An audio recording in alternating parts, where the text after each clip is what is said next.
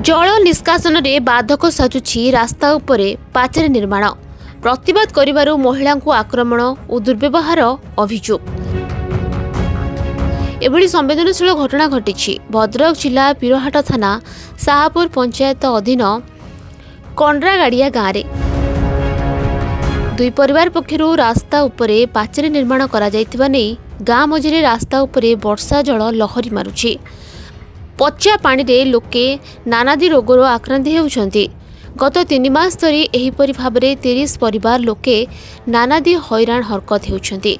महिला माने एकत्र होई रास्ता पार्श्वर नाଳ सफा करबाकू आगेइथिले। गोटे परिवार सो इच्छारे सफा करबाकू सुजोग देइथिबा बेले अन्य परिवारटी तीव्र विरोध करिथिला एवं बाप पुओ दौड़ी आसी महिला को कदर्य भाषा गालीगोलज करने सहित दुर्व्यवहार करथिले। आशाकर्मी प्रतिमा सुंदरी मिश्र को अश्लील भाषा गाली देवा सहित तांको साड़ी को टणाउटरा करी अर्धलग्न करिथिबा अभियोग होइछि।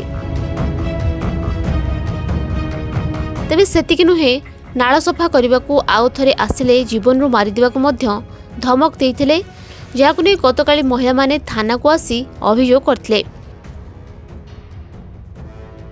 पार्वती मिश्र आमर हेइछि बोली दीर्घ 3 मास हैला आमर ड्रेन रो माटी पका जाइछि। एठी वर्षा पानी जमेट हेकरी रहउछि। एठी साप भी भासुचनी। 3 जण को साप कामुडिलाणी। आमर पिला माने अंगनवाड़ी जाई पारुनांती, स्कूल जाई पारुनांती। आमे टियोल रू पानी खाई पारुनु, मंदिर को पूजा करिया पई जाई पारुनु। बहुत 3 फुट पानी भितर आमे लुगा टके कि स्त्री लोक माने पसी पसिका जाउछु आसुछु। आमर गोटे विपद अछि ना नाही आम पई। 3 जण लोक एतले साप खाइले आमे बाध्य होइकि गोटे स्टेप नबा पई आगु को आगेलु आमर स्त्री लोक माने। तापर आमे जाई कि निजे चाहिलु एतले कोदाळ धरि कि माटी काढिया पई से हमकु मारिया पई उद्यम कले। 3-4 जण लोक मारिया पई उद्यम कले। आमे तो संघर्ष करिया उद्देश्य ना, आमे रास्ता सफा करिया उद्देश्य थिलु। से जते बेले ठेला ठेली करी कि माडगोळ करी लुगापटा टणा उटरा कले आमे बाध्य होइकि आईन रा आश्रय नै।